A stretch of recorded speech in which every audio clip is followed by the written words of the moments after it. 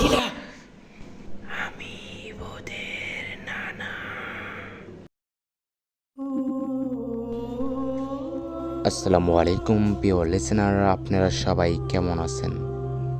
আশা করি সবাই ভালো আছেন। ভালো থাকারই কথা, কেননা আমি আপনাদের সাথে রয়েছি পিএইচডি কমেডিয়ান 2.0 থেকে শামীম। আপনাদের প্রতিদিন হাসি খুশি রাখার জন্য নতুন নতুন ভৌতিক ঘটনা নিয়ে আপনাদের সামনে হাজির হই। ঠিক প্রতিদিন যেভাবে আপনাদের সামনে নতুন নতুন ভৌতিক ঘটনা নিয়ে আসি, আজকেও সেভাবে নতুন একটি ঘটনা নিয়ে হাজির হয়েছি। অবশ্যই ঘটনাটা আপনাদের সামনে ভালো লাগবে। আপনারা যারা যারা নতুন, অবশ্যই পিএইচডি কমেডিয়ান 2.0 থেকে লাইক কমেন্ট শেয়ার করে আমাদের পাশে থাকবেন। বেশি কথা না বাড়িয়ে চলে যাই আজকের মূল ঘটনাতে। ঘটনাটা ঘটে আমার এক বড় ভাইয়ের সাথে। সে আমাদের মাঝে উপস্থিত নেই, কিন্তু তারপরে আমাদের ভয়েস ক্লিপ পাঠিয়েছেন। সেই ভয়েস ক্লিপটা আমরা শুনতে যাচ্ছি। শোনা যাক তার ভয়ানক ঘটনাটা, কি ঘটেছিল তার সাথে।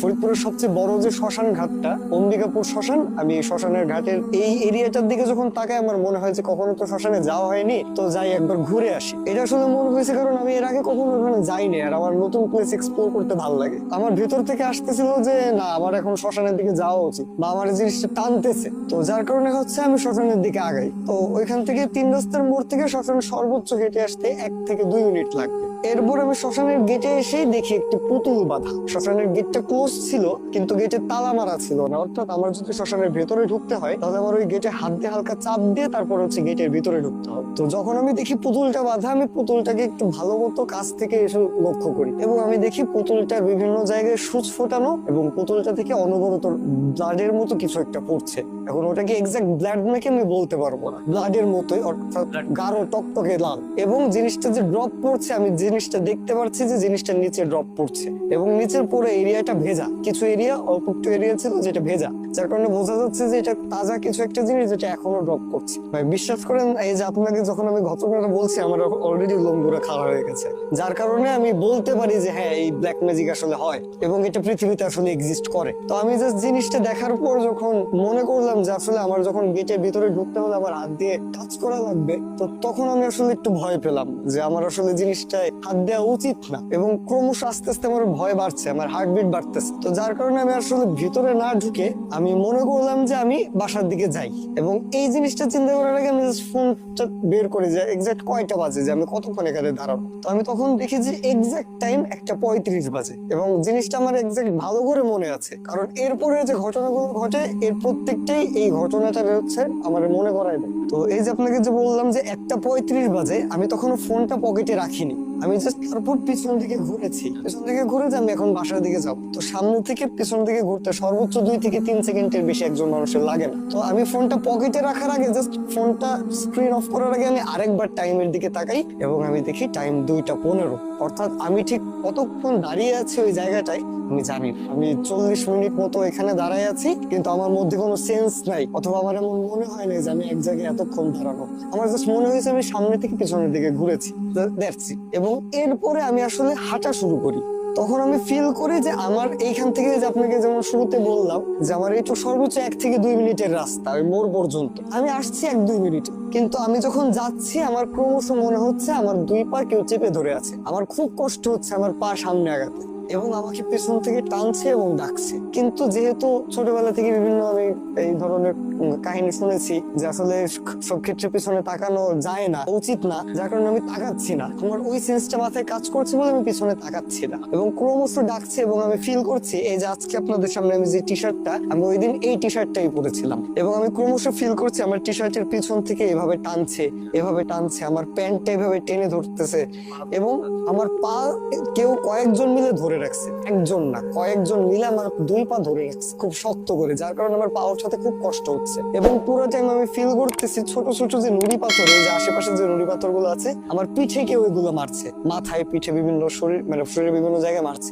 আঘাত পাচ্ছি না, কিন্তু আমি টের পাচ্ছি যে আমার এই ছোট ছোট নুড়ি পাথর গুলো গায়ে এসে লাগছে। কিন্তু আরেকটা কথা যে এই যে আমার টি শার্ট ধরে টানছে কেউ, আমি ফিল করছি যে কেউ আমার হাত মানে তার হাত দিয়ে টানছে, কিন্তু আমার শরীরে আমি কোনো টাচ পাচ্ছি না, এটা শুধু আমার ড্রেসে, যার কারণে আমার ড্রেসটা টেনে ধরছে, আমি এরকম ফিল করতেছি। এবং এই যে আপনাকে বললাম যে এই 2 মিনিটের রাস্তা, এটা আমার এইখান থেকে ওই মোড় পর্যন্ত যেতে টোটাল 30 মিনিট সময় লেগেছে, যেটা আমি 2 মিনিটে এসেছি। আমার পায়ে যত শক্তি, আমার শরীরে যত শক্তি, আমি সম্পূর্ণ দিয়ে আগানোর চেষ্টা করছি, কিন্তু আমি আগাতে পারছি না। আমি এক পা করে খুব কষ্টে যখন ওই মোড় পর্যন্ত যাই, এবং ছোটবেলা থেকে যেহেতু মুসলিম পরিবারের সন্তান, বিভিন্ন ধরনের দোয়া দুরূদ সূরা এগুলা পারার কারণে আমি চেষ্টা করছি। আমি আসলে আয়াতুল কুরসি অথবা সূরা বাকারার শেষ 2 আয়াত বা বিভিন্ন সূরা ফাতিহা ছাড়াও বিভিন্ন ছোট ছোট দোয়াগুলো আছে, আমার মনে যা যা আসছে তখন আমি যা অনবরত পারি চেষ্টা করছি। আমি আপনাকে যখন এই ঘটনাটা বলছি, আমার এখনো মনে হচ্ছে যে আমার আশেপাশে অনেকে আছে, আমার পিছে অনেকে আছে। এই জায়গায় আমি ওই ঘটনার পরে কখনোই আসিনি, আর এই যে আজকে আসলাম, এটা আমার জীবনের শেষ,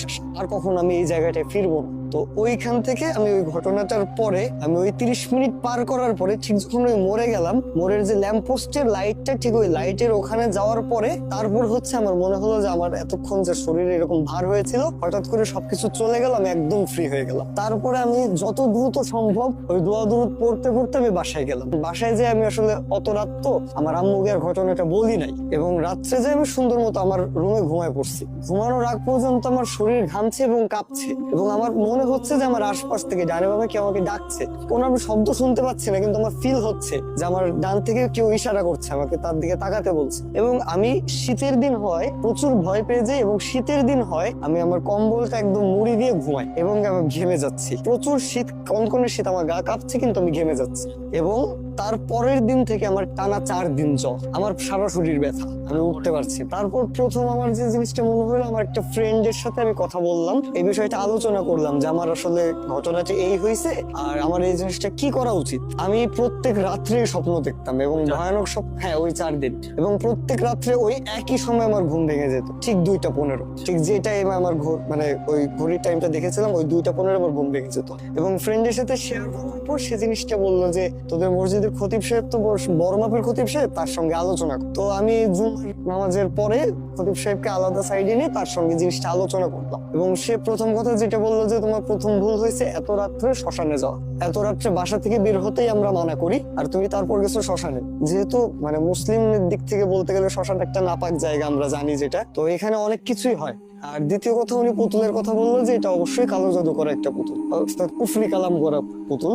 এবং তিনি আমাকে কিছু আমল শিখিয়ে দিলেন যে এখন থেকে প্রত্যেক রাত্রে ঘুমাইতে যাওয়ার আগে আমার রুমের 4টা দেওয়ালে যেন আমি 4টা তালি দেই, অর্থাৎ 4টা থাবা দেই, এবং তারপরে আমি নিজের সারা শরীরে ফু দিয়ে তারপর আমি ঘুমাতে যাই। তো তারপরে আমার আসলে জিনিসটা বেশ অনেকদিন, হঠাৎ করে রাত্রে ঘুম ভেঙে কেঁপে কেঁপে উঠতাম, মানে তেমন ভয় না, কিন্তু আমার হঠাৎ করে কেঁপে কেঁপে ঘুম ভেঙে যাচ্ছে, এরকম বেশ 7 দিন 10 দিন এরকম হওয়ার পর আস্তে আস্তে। বুঝতে পারছি আপনার ঘটনাটা আমাদের কাছে অবশ্যই ভালো লাগছে, আমার কাছে অবশ্য ভালো লাগছে। সবার কেমন লেগেছে অবশ্যই লাইক কমেন্ট শেয়ার করে আমাদের জানিয়ে দিবেন।